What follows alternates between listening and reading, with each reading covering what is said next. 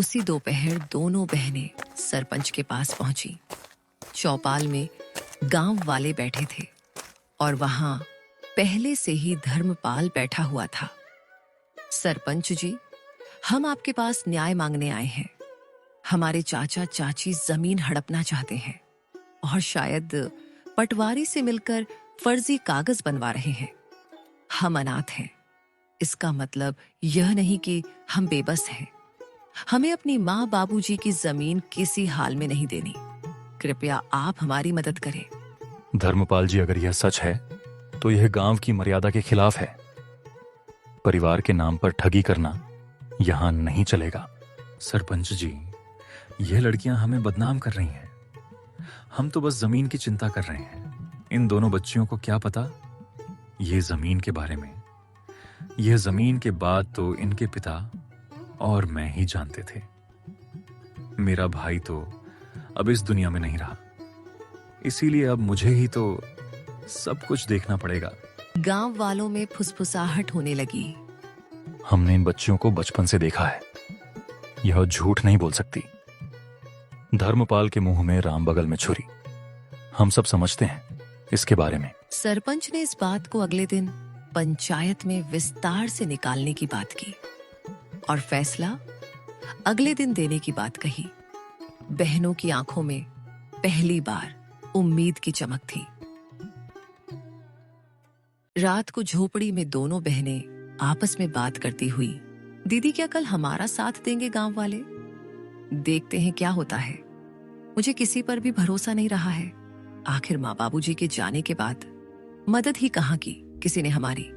हमें बस भगवान पर भरोसा रखनी होगी।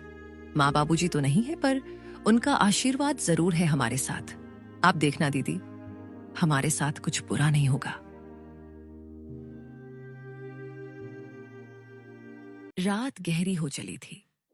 दूर कहीं उल्लू की आवाज गूंजी और हवा में कुछ सिसकियां थीं, और उन सिसकियों में मीरा की भी सिसकियां शामिल थीं। दोनों बहनों को चिंता की वजह से नींद भी नहीं आ रही थी। दीदी, विश्वास ही नहीं होता है ना कि हम अब अकेले हैं। कभी कभी तो ऐसा लगता है कि बाबूजी अचानक आएंगे और मुझे गले लगा लेंगे। हाँ मीरा, मुझे भी उनकी कमी खटकती है, लेकिन तू चिंता मत कर, मैं हूं ना। जब तक मैं जिंदा हूं तुझे किसी चीज की कमी नहीं होने दूंगी। लेकिन दीदी, जब माँ बाबूजी गए तब सबने कहा था हम हैं तुम्हारे साथ। फिर धीरे धीरे सब दूर होते गए। चाचा चाची तो जैसे बस हमारे हिस्से की जमीन के लिए ही हमारे करीब थे। ज्योति की आंखों में आंसू थे, लेकिन उसने उन्हें छुपाया। उसे अपनी बहन के सामने कमजोर नहीं पड़ना था। मीरा, रिश्ते अब खून से नहीं धन दौलत से बनते हैं, लेकिन हम भी अब चुप नहीं रहेंगे। अगर हमें अपने अधिकार के लिए लड़ना पड़े तो लड़ेंगे। सुबह होते ही गांव में एक अफवाह फैल गई कि धर्मपाल अब पंचायत से कहकर जमीन अपने नाम करवाने की तैयारी कर रहा है। गांव की गलियों में लोग कान्हा फूंसी करने लगे। अरे सुन सुग्गो, धर्मपाल ने तो कमाल कर दिया।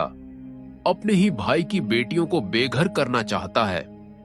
हाँ काका, कैसा रिश्तेदार है। अपने ही भतीजों को बेघर करने में तुला हुआ है।